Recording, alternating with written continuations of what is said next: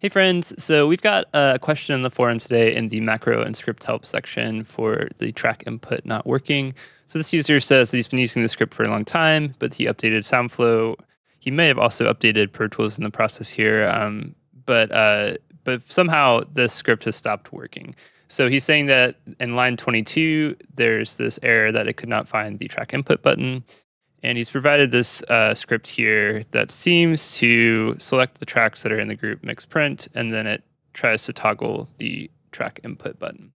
So let's go ahead and copy this script over to SoundFlow. I'm just going to create a new script here, and we're going to call it track input toggle, like that, and we'll copy it in. You can see there's no immediate errors of any kind, but the issue is somewhere in this function here. So my first thought is that this track input monitor button has changed its name in a newer version of Avid Pro Tools, and so we need to get a new reference to this button. So what I'm going to do is use this pick button. I'm going to hop over to Pro Tools, and we're going to do that. So you can see that the track input button is now showing that it's input monitoring enabled. And so what we need to do is we need to swap the address we're using for this input button. So what I'm going to do is I'm imagining that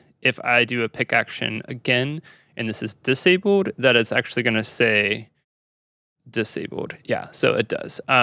So what we can do is we can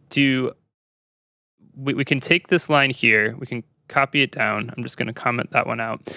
And we're going to do a whose title starts with, and we're going to do starts with input monitoring. So that will get us only the button that starts with input monitoring, but we don't actually need to have it, know whether it's enabled or disabled to do this action. So I think that's all we need to do. We can actually just delete this line here. So this is the new line that we've added.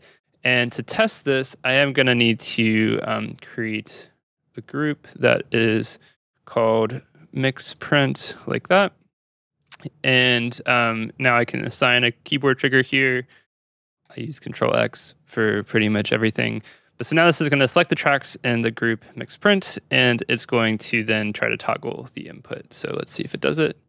Oh yeah, we are good to go. All right, so that is a good answer for this forum post, and I hope that helped kind of show how we would approach problems like this when UI elements change their names with different versions of Pro Tools. Doesn't happen a lot, but this was one switch from, I think it was 2024.6 to 2024.10 that switch happened. I think it was also part of when they added input monitoring to instrument tracks. So it's great that we have that for instrument tracks, but it's kind of annoying that we have to update some scripts. But yeah, so that's all we had to do. He can now use this new script here and be off to the races. So thanks.